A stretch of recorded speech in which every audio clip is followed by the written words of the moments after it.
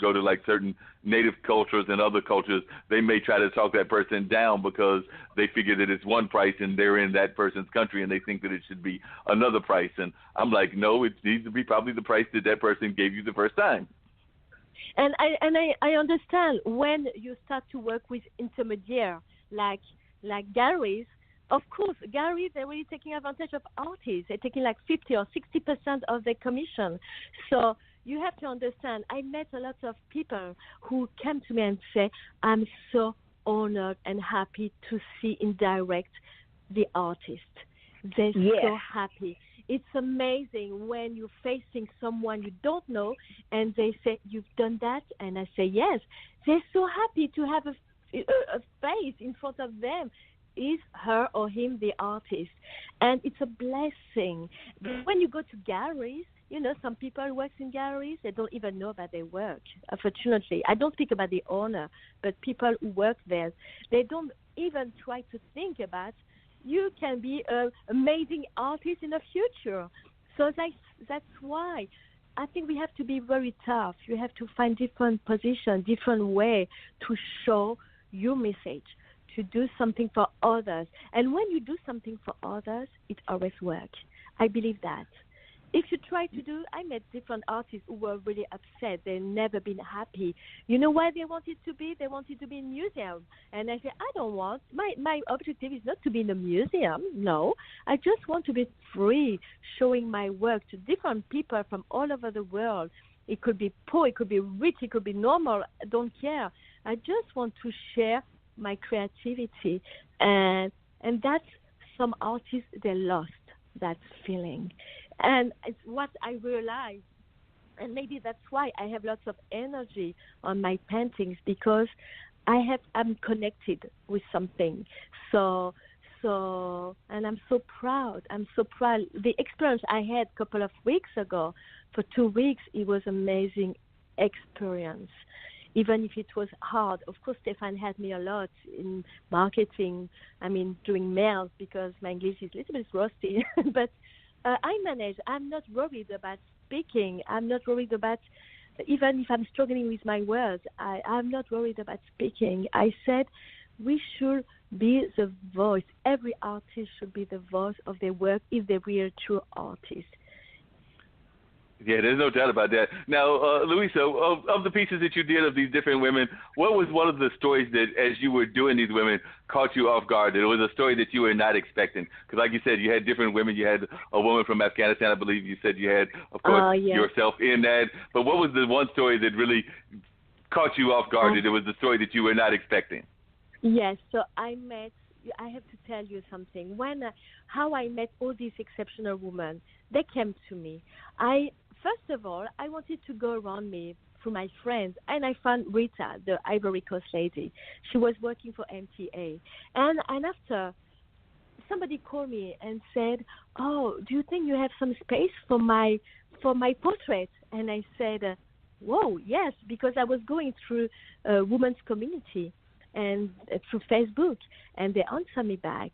And what's happened when I met this exceptional woman, she was coming from Russia, from Siberia, when she was 8. She arrived in California.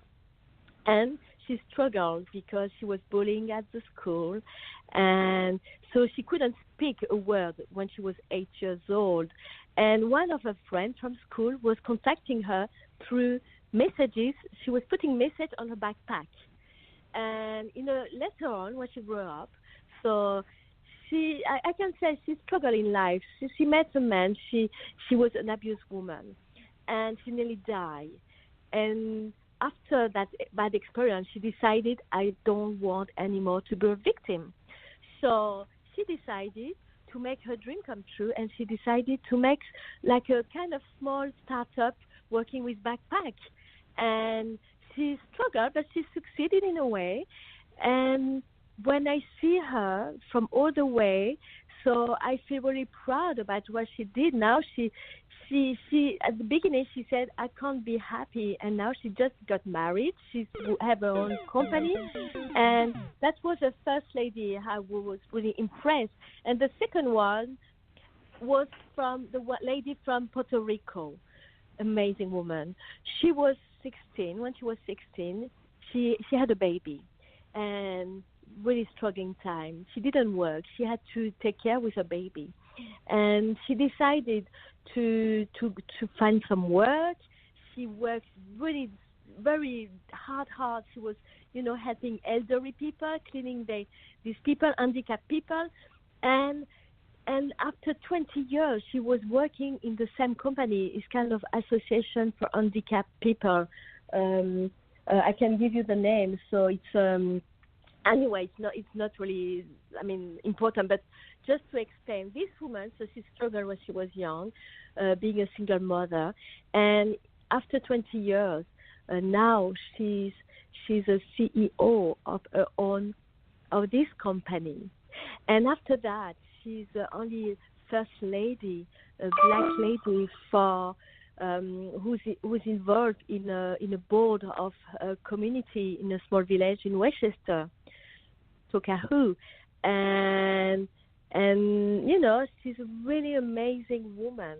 I can say every portrait has some things. Even the French woman, the French lady I applied, she arrived 30 years ago here because when she was in France, her dad was a chef. Of course, she wasn't miserable, but her dad was a chef. Had a restaurant, and when she was like 20, her dad said, "Oh, I'm sorry, you won't be able to take over the company. The restaurant. It will be your brother because you're a woman." She felt so upset. She decided to go to New York and to make her life. And so she was really upset. And she decided at the end of the day to create her own company with nothing. And now she's a really powerful woman. She's working with, like a foie gras. I don't know if you heard about D'Artagnan. She's working with different farmers. She gives a lot of jobs to men and to women. So I feel so honored to see this kind of woman helping others, and they're really grateful to others. And when they saw my project, especially this woman, she said, "Somebody help me when I arrive. I want to help you being your portrait." And I feel really so honored. Definitely. So, and if Louisa, if people wanted to, because we're winding down the show, got about another 5 minutes. If people wanted to learn about the website and they wanted to see these portraits, is there a website where they can see these portraits at? Sure. So the website is NewYork-her, HER.com. NewYork-her.com. So they can check out your work there. And Willa, if you could, and I know I'm asking for a lot, but if you got a short 2-minute story, because I definitely want to hear at least one more story, because I love the Willa stories. And if we can get like a short 2-minute one, and if you can also tell folks how they can see your website and see the different things that you're doing, because you do so many amazing things. That's why I was so glad to try to get. I got a question for the other guests. Did she say NewYork.her, HER.com? So it's NewYork-her.com. Okay.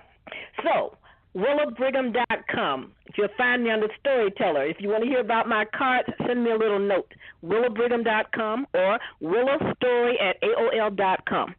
So, 3, 4, 5, story. Boom, boom, shakalaka, boom, boom, hot dog, boom, boom, shakalaka, boom, boom.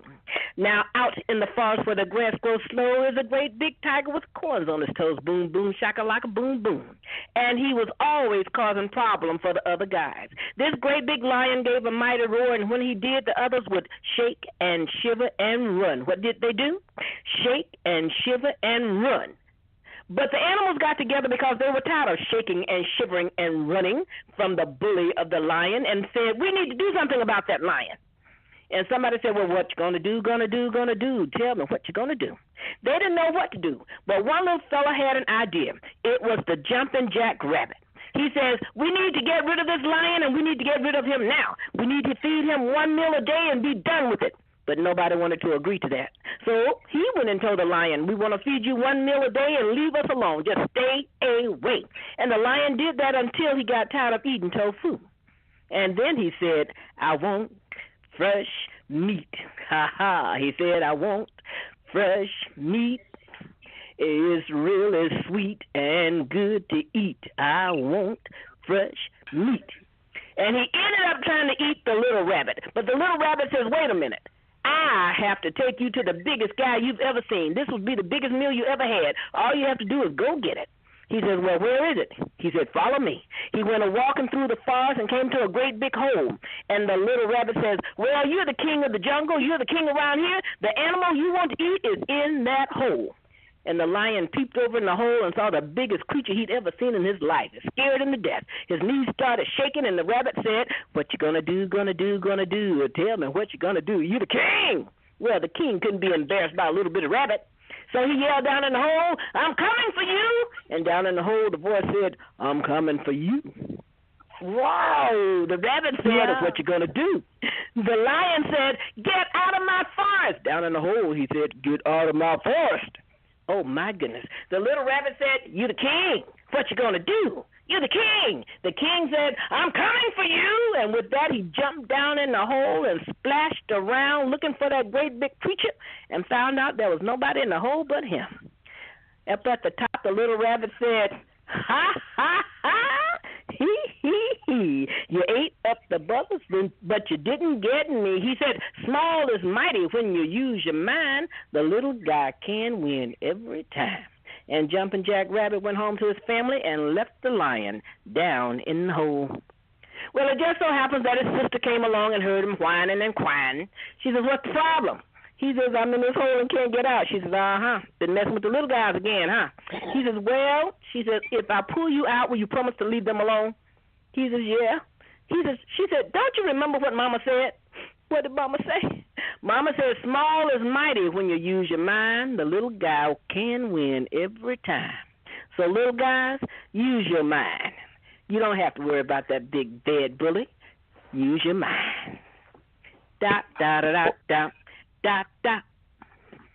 Wow. Great story. As always, you have amazing stories and very powerful and very true. So as we're heading down, I think we got about 2 minutes to go now. So we usually do like a quick round table. So Dean usually closes it out. But definitely I appreciate the messages that you've given. And I definitely agree that too often we let the bullies try to get us, and we need to understand that even us small folks can have victory as well. Louisa, is there any final thought that you would like to leave our listeners with as we wind everything down? If there's a final thought that you have in your mind.